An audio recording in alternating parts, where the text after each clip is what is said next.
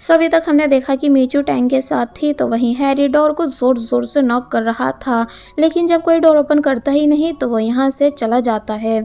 जिसके बाद अब हम देखते हैं कि नेक्स्ट मॉर्निंग मीचू को उसकी असिस्टेंट बताती है कि हमने जो क्वालिटी डायमंड्स मंगवाए थे उनमें कुछ परेशानी आ चुकी है, आप जल्दी से आ जाओ। तो तमीचू टैंग को पूरी बात बताकर यहाँ से जाने लगी, बट टैंग ने उसे हक करा एंड कहता है कि ज़्यादा परेशान मत होना, मैं हमेशा तुम्हारे साथ हूँ, हमेशा तुम्हारे सपोर्ट के लिए। जो सब सुनकर मीचू को अच्छा फील होता है।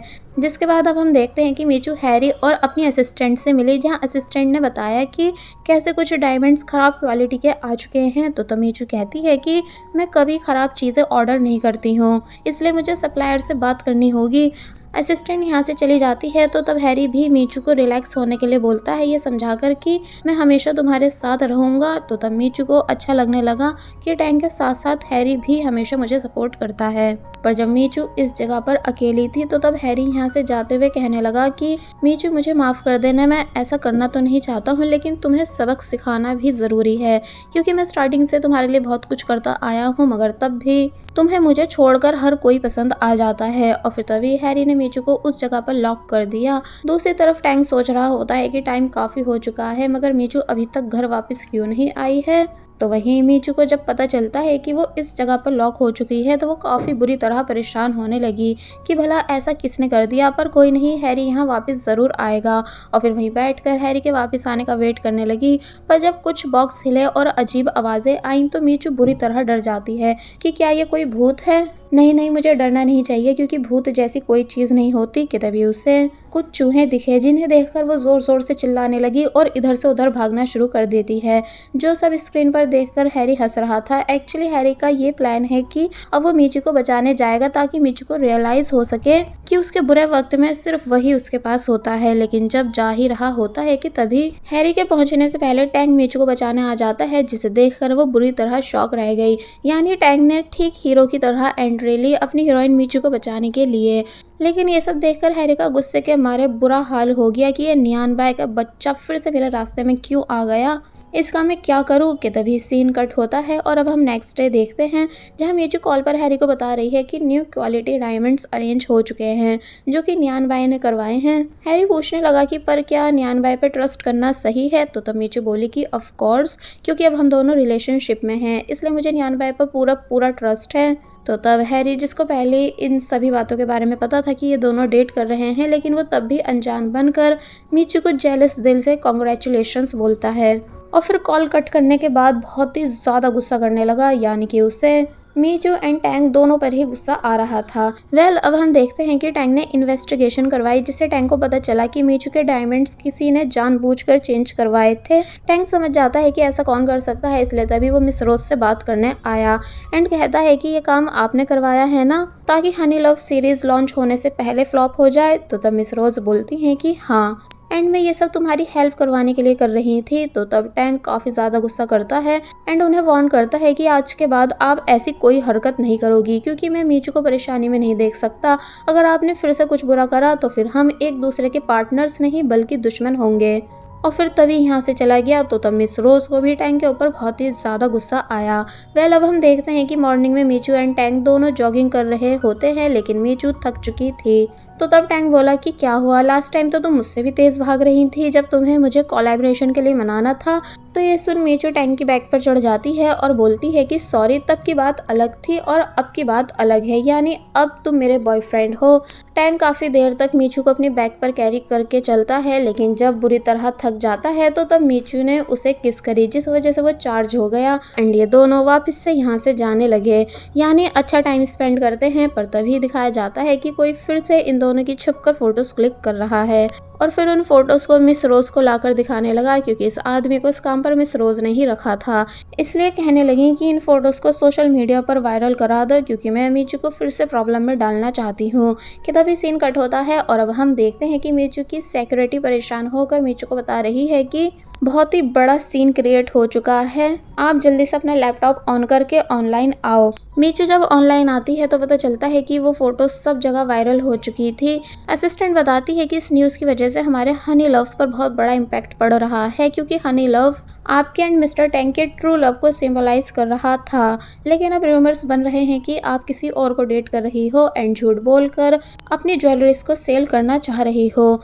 कि तभी टैंक भी यहाँ आ गया, जिसकी आवाज़ असिस्टेंट ने सुन ली और पूछने लगी कि क्या आप सच में किसी को डेट कर रही हो। मीचू बता देती है कि हाँ, तो तब असिस्टेंट और ज़्यादा परेशान हुई कि ये कोई रूमर्स नहीं बल्कि सच हैं, अब क्या होगा।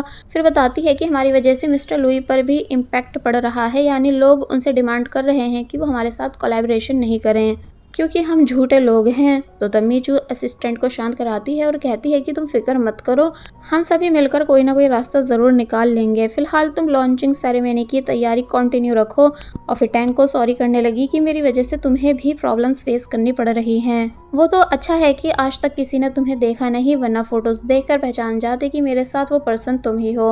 वैसे ये बात सच भी है कि मैं गलत ही कर रही हूँ, यानी इतनी जल्दी किसी और को डेट करके। तो तब टैंक बताने ही वाला होता है कि मैं ही टैंक हूँ, लेकिन मीचू टैंक को चुप करा देती है कि मुझे इस टाइम तुम्हारे हक की ज़रूरत है। फिर बोली कि कोई नहीं, मैं सब ठीक कर दूंगी। तो तब टैंक मन ही मन बोला कि मीचू तुम फिक्र मत करो, लॉन्चिंग सेरेमनी में मैं सब कुछ हैंडल कर लूँगा, यानी तुम्हारे ऊपर कोई बात नहीं आने दूंगा।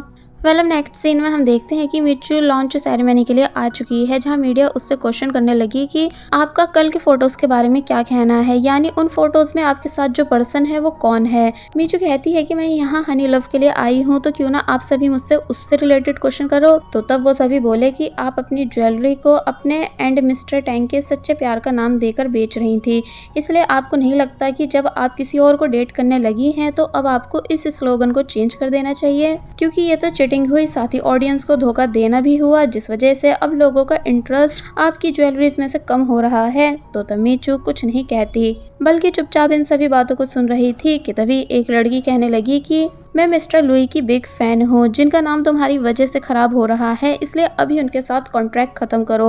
और जब जैसी बॉटल उठाकर मीचू की तरफ फेंकती है तो तब अचानक टैंक सामने आ गया मीचू को बचाने के लिए। फिर उसने सभी को हाई हेलो करा एंड बताया कि मेरा नाम मिस्टर लुई है, यानी वही पर्सन जिसके साथ हनी लव कोलैबोरेशन कर रहा है।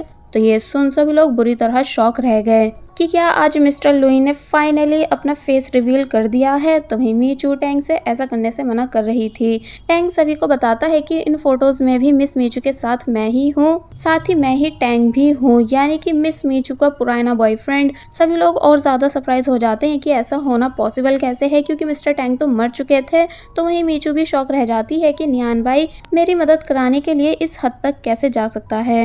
टैंक सभी को एक्सप्लेन करता है कि जब मैं यूएस में था तो किसी ने मुझे शूट कर दिया था, लेकिन जैसे तैसे मैंने अपनी जान बचा ली थी, पर मुझे नहीं पता था कि मेरी डेथ की अफवाह इतनी तेजी से चाइना में फैल जाएगी। कितने दुख की बात है ना कि मैं पूरे 1 साल बाद अपने प्यार से मिला हूँ, पर आप लोगों ने मुझे कोई और समझकर मेरी गर्लफ्रेंड का नाम किसी और के साथ जोड़ दिया। मीडिया वाले पूछने लगते हैं कि अगर ये बात सच है कि आप मरे नहीं थे बल्कि जिंदा थे, तो आप 1 साल तक कहाँ गायब थे। तो तब टैंक बताता है कि मैं यहीं पर था, यानी अगर मैं गायब होता तो हनी लव के साथ कोलैबोरेशन नहीं कर रहा होता, इसलिए अच्छा रहेगा कि आप सभी कंफ्यूज नहीं हो। मीडिया वाले ये सब सुनकर शांत हो चुके थे, यानी यकीन ले आते हैं कि मिस्टर टैंक जिंदा हैं, जो कि मिस्टर लुई भी हैं। इसलिए अब सभी सिर्फ हनी लव सीरीज के बारे में क्वेश्चन करने लगे। अब नेक्स्ट सीन में हमें दिखाया जाता है कि मीचू टैंक पर गुस्सा कर रही है कि तुमको सभी के सामने झूठ बोलने की क्या जरूरत थी, क्योंकि अब तुम कब तक नियान बाई से टैंक बनकर रहोगे। कि तभी मिस रोज भी यहाँ आ गई, जो कि वो भी इसी बात से गुस्सा है, पर पहले मीचू को यहाँ से जाने के लिए बोलती हैं।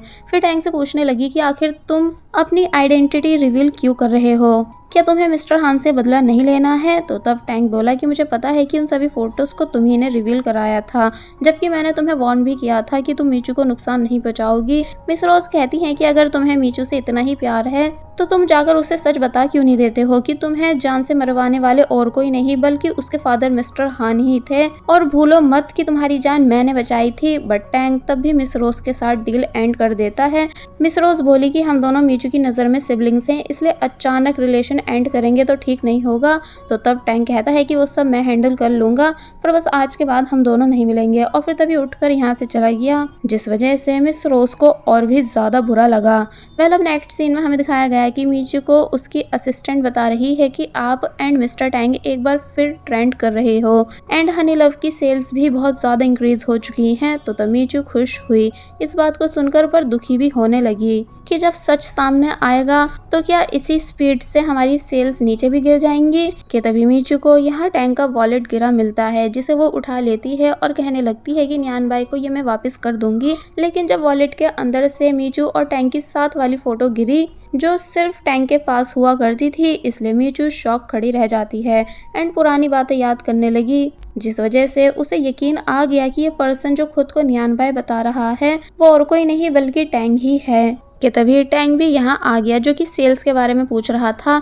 बट जब मीचू फोटो दिखाते हुए पूछती है कि तुम टैंग ही हो ना, तो तब टैंग चुप खड़ा रह जाता है। फिर फाइनली उसने एक्सेप्ट कर ही लिया कि हाँ मैं ही टैंग हूँ, मुझे माफ़ कर दो, मैंने मजबूरी में तुमसे इस बात को छुपा कर रखा। लेकिन मीचू बुरी तरह रोना शुरू कर देती है कि क्या तुम्हें मेरे ऊपर या हमारे प्यार के ऊपर ट्रस्ट नहीं था जो तुमने मुझसे इतनी बड़ी बात छुपा कर रखी। तुम्हें आइडिया भी है कि मैं तुम्हें कितना ज़्यादा मिस करती थी और तुम खुद अपनी नज़रों से देखते थे कि मैं कितनी ज़्यादा तड़पती थी, पर तब भी तुमने मुझे सच बताना ज़रूरी नहीं समझा। टैंग नॉनस्टॉप सॉरी करने लगता है एंड एक्सप्लेनेशन देने की पूरी कोशिश कर रहा था, बट मीचू कुछ भी सुन नहीं रही होती है। कि तभी हैरी भी यहाँ आ गया जिसने टैंग को मीचू से दूर करा एंड बोला कि क्या तुम्हें समझ नहीं आ रहा है कि मीचू को तुमसे बात नहीं करनी है। और फिर तभी मीचू को अपने साथ यहाँ से ले जाता है, जबकि टैंग सदमे में वहीं खड़ा रह जाता है कि क्या मैं मीचू को खो चुका हूँ। अब हम मीचू को हैरी के घर पर देखते हैं, जहाँ हैरी कह रहा है कि थोड़ी देर बाद मैं तुमको तुम्हारे फादर के घर छोड़ आऊंगा। मीचू बोली कि मुझे समझ नहीं आ रहा है कि अगर न्यान बाई टैंग है तो फिर टैंग का मेरी स्टेप मदर यानी मिस रोज के साथ क्या रिलेशन। तो तब हैरी बोला कि अब ये बात तो उन दोनों में से ही कोई एक तुम्हें बता सकेगा, पर छोड़ो ना, तुम्हारी हनी लव सीरीज फेमस हो चुकी है इसलिए तुम्हें सेलिब्रेट करना चाहिए। लाओ मैं तुम्हारे लिए म्यूजिक लगा देता हूँ। और जब उसने एक अजीब सा सॉन्ग लगाया तो तब मीचू को वो बिल्कुल पसंद नहीं आ रहा होता, इसलिए मीचू काफ़ी कहती है कि प्लीज़ इसे बंद कर दो, ये बिल्कुल भी अच्छा नहीं।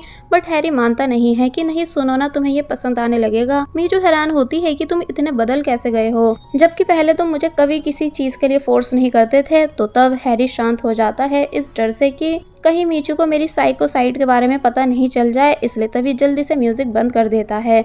जिसके बाद जब मीचू यहाँ से चली गई तो तब हैरी कहने लगा कि बहुत जल्द मैं तुम्हें सिर्फ अपनी बना लूंगा। और फिर वापस से उसी हॉरर म्यूजिक को सुनने लगा और बस फिर इसी सीन के साथ ये पार्ट यहीं पर एंड हो जाता है। There was a time when you had me falling to the ground. For next part, please subscribe my channel and hit the bell icon. Thank you.